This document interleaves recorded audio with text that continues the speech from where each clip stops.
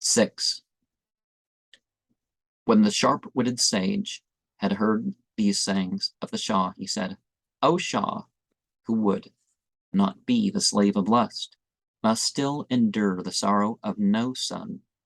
Lust that makes blind the reason, lust that makes a devil's self seem angel to our eyes, a cataract that, carrying havoc with it, confounds the prosperous house, a road of mire,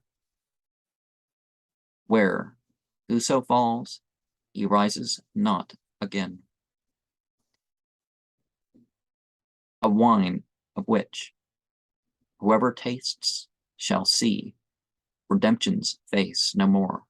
One little sip of that delicious and unlawful drink, making crave much and hanging round the palate, till it becomes a ring to lead thee by putting the rope in a vain woman's hand, till thou thyself go down the way of nothing. For what is woman? I, a foolish, faithless thing, to whom the wise self-subjected himself deep sinks beneath the folly he sets up, a very capper, misbeliever, in rapacity. Clothe her 100 years in gold and jewel, her very night gear wrought in cloth of gold, dangle her ears with ruby and with pearl, her house with golden vessels all ablaze, her tables loaded with the fruit of kings, Ispahan apples, pomegranates of Yazd, and be she thirsty from a jeweled cup, drinking the water of the well of life, one little twist of temper, all you've done goes all for nothing. Torment of my life, she cries, what have you ever done for me?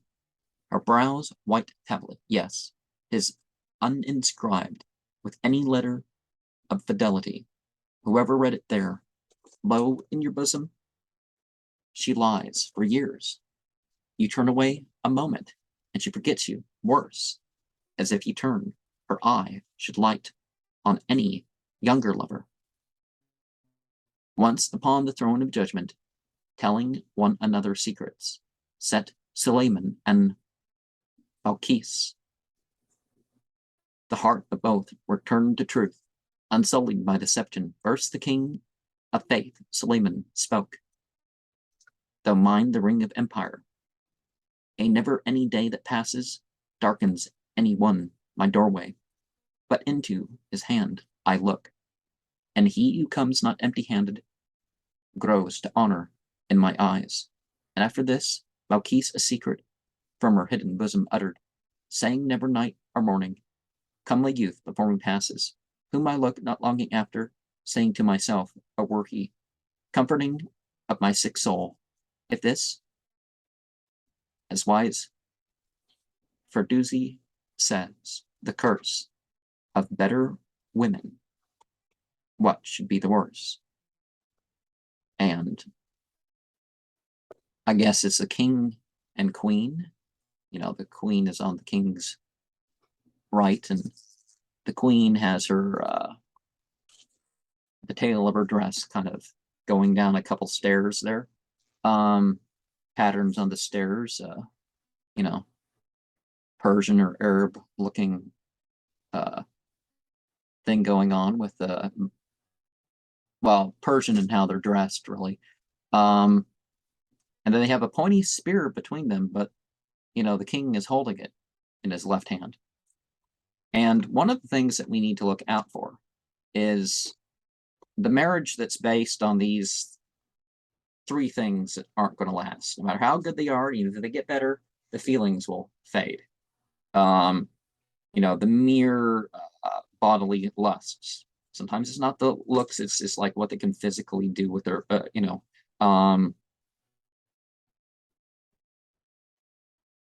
and you know, any whatever physical trait is the thing. Like some people are like, oh, they're not much to look at, but look at how strong they are, or whatever. You know, the status, the wealth involved in the person, That's all going to fade. So marry somebody based on character. Marry somebody who's going to be loyal, not because of some supposed feelings they have for you, but because it's the right thing, right? And beware of the deserved curse.